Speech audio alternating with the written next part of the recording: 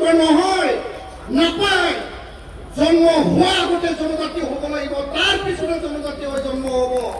কাৰণ এইটো আমাক প্ৰকৃতিয়ে দিছে যিসকলক ব্ৰিটিছৰ শাসন আছিল যি সময়ত ভাৰত মহাত্মা গান্ধীৰ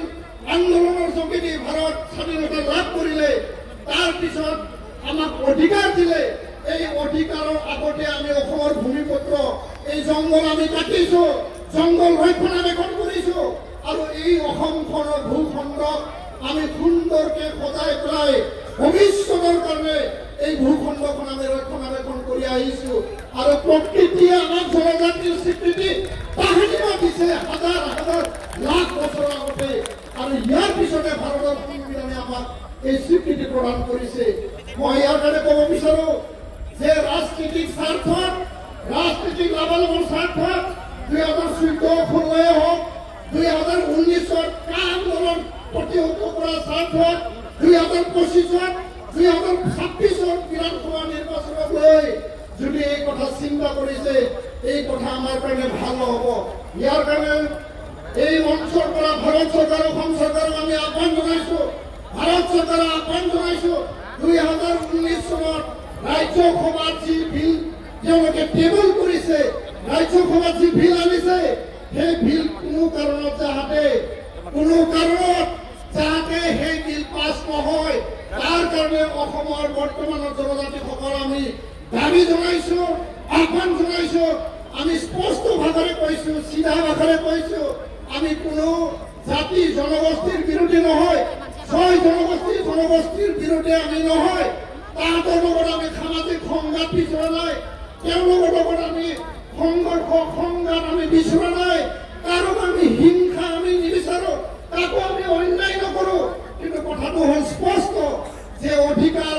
লবলৈ যাওঁতে অধিকাৰৰ কথা ক'বলৈ যাওঁতে আমাক আঙুলি দেখুৱাই পেলাই যাতে কথা নকয় কাৰণ আমি কাৰো ক্ষতি কৰা নাই কাৰো হিংসা কৰা নাই কাৰো অন্যায় আমি কৰা নাই এই কথাটো মই স্পষ্ট আকাৰে কৈছো সন্মানীয় সংগ্ৰামী ৰাইজ এই কথাটো স্পষ্ট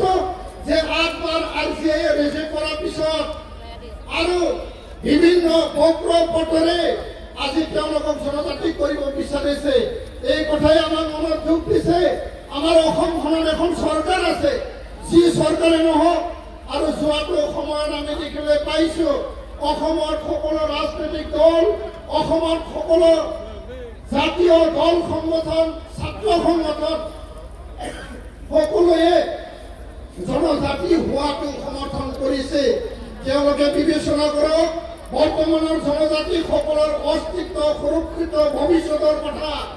আৰু যিসকল বহুল জনগোষ্ঠী যিসকল আগবঢ়া জনগোষ্ঠী তেওঁলোকৰ কথা তেওঁলোকে আগবাঢ়ি গৈছে যিসকলে আমি ভগৱান বুলি কয় আমি স্বৰ্গৰ পৰা অহা বুলি কয় যিসকলৰ আজিৰ তাৰিখত অসমৰ বিভিন্ন মুখ্যমন্ত্ৰী হৈ গ'ল APSC, UPSC, medical engineering 3rd grade 4th grade যিসকলে কব্জা কৰি ৰাখিছে আৰু বৰ্তমানৰ অট'নমাছ কাউন্সিল এই কাউন্সিলৰ যিখিনি মেম্বাৰ এই কাউন্সিলৰ পঞ্চায়ত 6 কাউন্সিলৰ VCDC এই কাউন্সিলৰ MCLA আৰু এছেম্বলি পাৰ্লিমেণ্ট যিসকলে দখল কৰি পেলাই আমাক ধ্বংস কৰিব তেনে এটা পৰিৱেশত আমি কোনটো বিনিময়ৰ কোনটো পৰিৱেশত আমি জীয়াই থাকিম এই কথাটো অসমৰ ৰাইজে বিবেচনা কৰিব লাগে কোনো ট্ৰাইবেল ষ্টেটৰ কনচেপ্ট নাই ভাৰত সংবিধানত কোনো ট্ৰাইবেল ষ্টেট অনুপ্ৰৱেশকাৰী বাংলাদেশী ৰক্ষণাবেক্ষণৰ পৰা তেওঁলোকে বাংলাদেশীৰ পৰা পৰিত্ৰাণ পাবৰ কাৰণে অসমখনৰ সুৰক্ষাৰ স্বাৰ্থত আমাক জনজাতি কৰিব লাগে বুলি এটা ধাৰণা দিছে এই মন্ত্ৰ এই ষড়যন্ত্ৰ ধাৰণাৰ বাবে একো নহয় সুৰক্ষিত যদি ভৱিষ্যত আনিব লাগে সংবিধানত থকা অসমত আইন আছে আইনৰ অধীনত ভাৰতৰ আইন আছে আইনৰ অধীনত আমাক সুৰক্ষিত কৰক আৰু এই সুৰক্ষিত ভৱিষ্যতে বাস্তৱ ধৰ্মত সুৰক্ষিত ভৱিষ্যত হ'ব তো ইয়াৰ কাৰণে মই দীঘলীয়া ক'ব বিচৰা নাই সকলো ৰাইজে আজিৰ পৰা যাই পেলাই নিজৰ অঞ্চলত সভা সমিতি কৰিব আৰু ইয়াৰ পিছত কোকৰাঝাৰত এখন বিশাল ৰেলী হ'ব জোনাইত এখন বিশাল ৰেলী হ'ব ইয়াৰ পিছত মৰিগাঁৱত হ'ব ধুবুৰীত হ'ব ডিফুত হ'ব আৰু উজনি অসমত ডিব্ৰুগড় নহ'লে শিৱসাগৰত আমি বিশাল সভা আয়োজন কৰি আমি দেখুৱাই দিম যে জনজাতিসকল শক্তিশালী মাত্ৰ নহয় অধিক শক্তিশালী হয় আৰু অসমখনত চাৰিসীমা যদি জনজাতিসকল যদি নাথাকে এই অসম কেতিয়াও সুৰক্ষিত নহয়। এই কথাটো মই স্পষ্ট আকাৰে ক'ব বিচাৰিছোঁ আৰু মই কৰিব বিচাৰিছোঁ যে আমি সকলোৱে নিজে উপলব্ধি কৰিব লাগিব যে আমাৰ অধিকাৰক যদি কোনোবাই ক্ষয় ক্ষতি কৰিব বিচাৰে ধ্বংস কৰিব বিচাৰে আমি বহি থকাৰ এইটো সময় নহয়। ইয়াৰ কাৰণে মই সকলো অট'নমাছ কাউন্সিল সকলো 6 চিটাৰ কাউন্সিলক আহ্বান জনাইছোঁ আজি যি ধৰণে টংকেশ্বৰ ডাঙৰীয়া আহিছে এনেধৰণে সাহস কৰি পেলাই এই মঞ্চত আহক। আপোনালোকেও জনজাতি হয় আৰু কাৰণে এই 6 চিটাৰ আৰু এই অট'নমাছ কাউন্সিল দিয়া হৈছে। 22জন MLA অসম বিধানসভাত আছে, 4জন মন্ত্ৰী অসম বিধানসভাত আছে, স্পীকাৰ আছে, ডেপুটি স্পীকাৰ আছে। এই 22জন বিধায়ক MLA অহা 25 নৱেম্বৰত কি ভূমিকা লয় ৰুলিঙত আছে অপজিশ্যনত আছে য'তে নাথাকক কিয় জনজাতি আপোনাৰ জন্মগত অধিকাৰ তাৰ পিছতে আপুনি বিধায়ক। জনজাতি প্ৰথম, জনগোষ্ঠী প্ৰথম, জনজাতি প্ৰথম, তাৰ পিছতে ৰাজনীতি আৰু বিধায়ক। আৰু ইয়াৰ কাৰণে আদিত্য খাকলানি যিসকলে দাবী ধমকি ভয় ভাবুকি দিছে ভয় কৰিব একো লাগিব একো নাই। মই কৈছোঁ আদিত্যদাক যে আপুনি অলপ গালি খোৱাটো ভালে হৈছে। আপুনি অলপ গালি খালে আমাৰ জনজাতিসকল মানে জাগ্ৰত হৈ উঠিব, অলপ গালি খালে খং উঠিব। কিন্তু খঙৰ বিনিময় হিংসা নহয়, খঙৰ বিনিময় কাক অন্যায় কৰা নহয়, কিন্তু আমি এক ঐক্য হৈ উঠিব।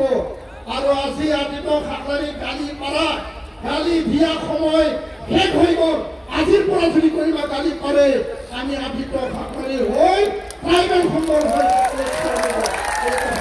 কৈছোঁ। ইয়াৰ কাৰণে জনজাতি সংগ্ৰামী ৰাইজ আজিৰ পৰা এই সংগ্ৰাম আৰম্ভ হৈছে, এই ট্ৰেইলাৰ আৰম্ভ হৈছে আৰু সঠিক আৰু বাস্তৱ আন্দোলন শান্তিপূৰ্ণ জংকী গণতান্ত্ৰিক আন্দোলন লক্ষ লক্ষ লোক ওলাব। এই কথাৰে মঞ্চৰ পৰা ক'লো ভাৰত চৰকাৰ অসম চৰকাৰক সকীয়াই দিছোঁ জনজাতি ধ্বংস কৰি যিকোনো বিনিময়ত ৰাজনীতিৰ স্বাৰ্থত যি জনজাতিকৰণ কৰিব ওলাইছে তাৰ পৰা বিৰত থাকক আৰু নিজে উপলব্ধি কৰক ইয়াৰ দ্বাৰা কোনো ৰাজনীতিক লাভালাভ নহয়। বৰঞ্চ অসমখন ইতিহাসৰ পুনৰাবৃত্তি কৰিব নালাগে। যি কাৰণত 7 ভনী হৈছিল, যি বিনিময়ত 7 ভনী হৈছিল, যি ভুলৰ কাৰণে 7 ভনী হৈছিল আৰু জনজাতিক যদি ধ্বংস কৰিব বিচাৰে একে ইতিহাস ভুল আপোনালোকে নকৰিব। এই কথা মই সকলোৱে আৰু সকলোৱে ধন্যবাদ জনাই মোৰ কথা সামৰিছোঁ। জয়